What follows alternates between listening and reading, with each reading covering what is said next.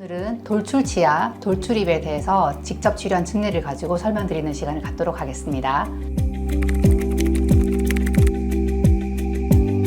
이 두 명의 환자들은 비슷한 정도의 돌출을 가지고 있는데요. 두 명 다 보시는 것처럼 아래쪽 치아에 비해서 윗치아가 돌출이 많이 되어 있고요. 그리고 치료는 보시는 것처럼 잘 진행되었습니다.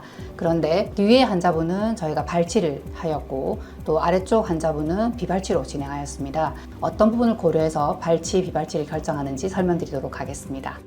두 번째 케이스를 한번 보시겠습니다. 22세 남성분이시고요. 이분은 이제 원하시는 게 돌출이 아니었고 치아가 벌어졌어요. 아래 앞니가 안 보여요. 이 부분을 개선하기 위해서 내원하셨거든요. 보시는 것처럼 이제 입술 다물 때 힘이 굉장히 많이 들어가면서 뭔가 턱 끝에 복숭아 씨처럼 이제 투들투들한 부분이 보이게 되었고 위아래 입술이 굉장히 얇아진 상태를 보실 수 있고요. 그리고 웃는 사진 보시면 치아가 많이 돌출되어 있으면서 틈이 많았습니다. 치아 사이에. 그리고 이제 치아 상태를 보시면 위 치아는 돌출되어 있고 틈이 많으셨고요. 아래쪽 치아 같은 경우에는 지금 악 물었을 때 거의 아래 치아가 안 보일 정도로 굉장히 깊게 물리는 상태셨거든요. 아래쪽 치아 사이에도 틈이 있으셨습니다. 그래서 좀 이분 같은 경우가 전형적인 돌출입 환자. 돌출입인 경우에는 치아 돌출에 맞춰서 씹히는 경향이 있기 때문에 아래 앞니가 위로 솟구쳐 올라오면서 좀 깊게 물리는 경우가 많으시거든요. 그래서 그 경향을 좀 보이고 있습니다.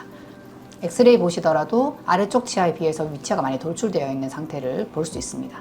그래서 이 부분 같은 경우에는 이제 저희가 발치를 처음부터 계획하지 않았는데요. 왜냐하면 이제 위에 치아에 틈이 되게 많았기 때문에 그 틈을 이용하면 치아를 넣을 수가 있어요. 그래서 발치를 하지 않고 최대한 있는 틈을 이용해서 치아를 넣어보자 라고 해서 비발치로 계획을 하였습니다. 그리고 이 환자분은 이제 다물 때 힘은 많이 들어갔지만 입술 돌출이 자체가 심했거나 그러진 않았기 때문에 혹시 입이 너무 많이 들어가면 안 되는 또 그런 경우였거든요. 그래서 그런 부분을 좀 고려해서 비발치로 결정을 하였습니다.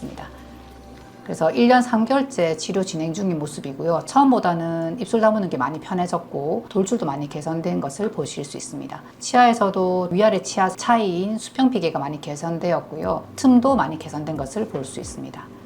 그래서 이분은 2년 4개월의 교정 과정을 거쳐서 교정이 끝났고요. 보시는 것처럼 입술 다무는 게 많이 편해졌고 치아 각도도 개선되었고 안 보였던 아래 앞니도 많이 보이기 시작을 했습니다. 그리고 앞니 사이의 틈도 거의 다 폐쇄된 것을 볼 수 있습니다.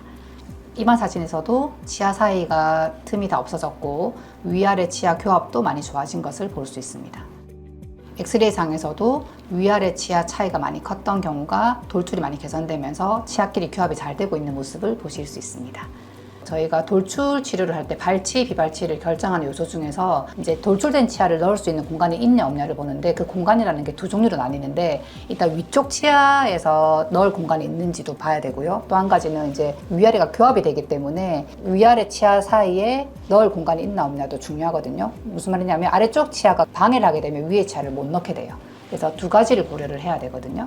첫 번째 말씀드렸던 이제 위쪽에서 자리가 있냐 없냐를 보게 되면 이미 앞니 사이에 틈이 많으셨기 때문에 그 틈만 이용해도 충분히 발치한 만큼의 효과를 낼 수 있어서 비발치로 진행을 했어요. 그렇지만 이제 틈이 있더라도 그 양이 작은 경우에는 틈을 다 넣었는데도 돌출이 많이 개선되지 않는 경우가 있거든요. 그런 경우는 저희가 있는 틈을 최대한 넣어보고 그래도 입이 더 들어가야 되는 경우에는 발치를 또 하기도 합니다. 그래서 우선 틈이 있는 경우는 처음부터 발치를 하진 않고 틈을 다 메꿔보고 이제 진행을 하게 되거든요. 그래서 그렇게 좀 치료한 경우 다른 환자도 한번 보실까요? 지금 이 환자 보시면은 청소년 환자인데요. 아까 보셨던 케이스처럼 앞니 돌출이 심했는데 보시는 것처럼 앞니 사이에 틈이 되게 많이 있었거든요. 그래서 이 환자도 제가 처음부터 발치는 하지 않고 현재 있는 틈을 최대한 이용해서 넣어보자라고 했는데 생각보다 반응이 좋고 치아가 많이 들어가서 엑스레이 보시는 것처럼 돌출이 많이 좋아졌어요. 그리고 입모습도 보시는 것처럼 볼록했던 입술이 많이 좋아져서 이 환자는 비발치로 진행하기로 하였습니다. 두 번째 케이스도 굉장히 심한 돌출을 보이고 있고 위아래 차이 수평비계가 굉장히 컸던 환자고 웃을 때 보시는 것처럼 각도가 많이 나와 있었거든요. 그렇지만 또 이 환자도 보시는 것처럼 치아 사이에 틈이 많았기 때문에 최대한 이 틈을 이용해서 치아를 넣어보자라고 해서 비발치로 진행을 했는데 보시는 결과처럼 원래 갖고 있던 틈을 최대한 이용을 해서 치아를 많이 넣게 되었고 결과는 되게 좋게 잘 끝났던 경우입니다. 그리고 이제 두 번째로 말씀드렸던 이제 아래 앞니가 위치하가 넣는데 방해가 되지 않는지를 고려해야 된다고 말씀드렸는데요. 교정하기 전 상태를 보시면 아래 앞니가 보시는 것처럼 어금니에 비해서 많이 솟구쳐 올라와 있거든요. 이제 이런 부분들이 위치하가 들어가는데 방해를 하게 돼요. 그래서 저희가 함입이라고 하는데 어금니와 앞니 사이 높이를 맞춰주는 게 굉장히 좀 중요하고 그렇게 해야지 위에 치아가 들어갈 때 방해를 하지 않거든요. 그래서 어떻게 보면 저희가 위치하가 주로 이제 심미적으로 많이 보이는 부분이긴 하지만 아래 앞니 위치가 위치하의 위치를 결정하는 중요한 기준점 같은 게 된다고 보실 수 있습니다. 그래서 교정의사들은 생각보다 아래 앞니 위치나 그 각도를 되게 중요하게 생각을 하거든요. 저희가 이제 이런 이유 때문에 위아래 같이 교정하는 경우가 많습니다. 그래서 저희가 오늘은 이제 돌출입, 돌출치아를 가지고 설명을 좀 드렸는데요.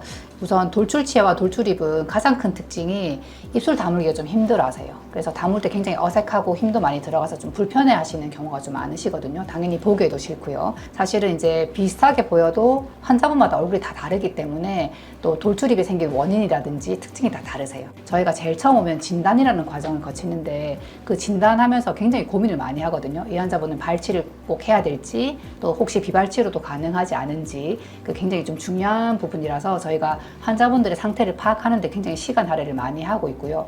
그 계획이 잘 세워지면 사실 환자분들의 결과가 되게 좋은 경우가 많습니다. 네, 당연히 가능합니다. 저희가 사실은 설치 교정이냐, 투명 교정이냐, 클리핏이냐는 도구일 뿐이거든요. 이제 치아를 넣는데 어떤 장치가 필요하기 때문에 어느 게 좀 더 효과적이다 뿐이지 치료가 안 된다 이런 건 없어요, 사실은. 근데 이제 원장님마다 선호하는 치료가 있고 또 환자분마다 조금 더 효과가 좋은 장치가 있어요.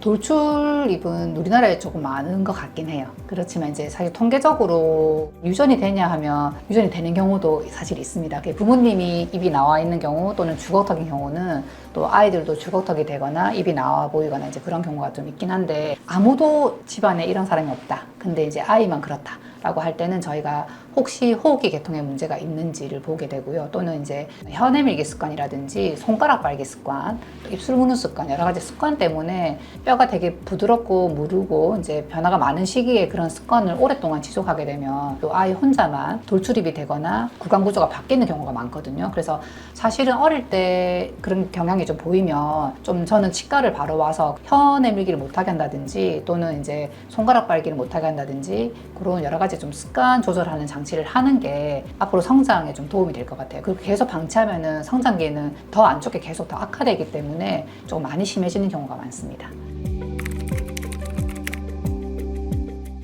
성장기 아이 중에서 돌출이 되게 심한 아이 중에서 치아 돌출도 약간 있지만 턱이 되게 작아서 돌출이 심해 보이는 아이들이 있거든요. 성장기에만 할 수 있는 치료가 있어요.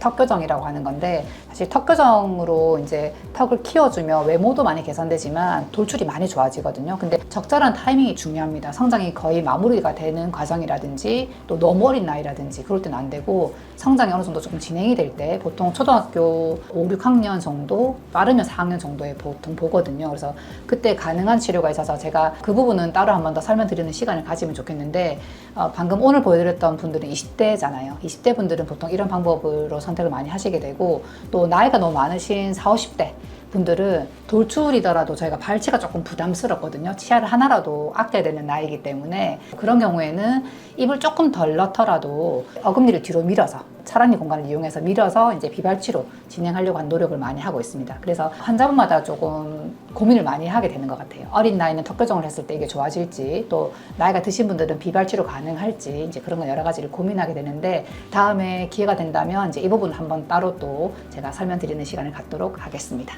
감사합니다.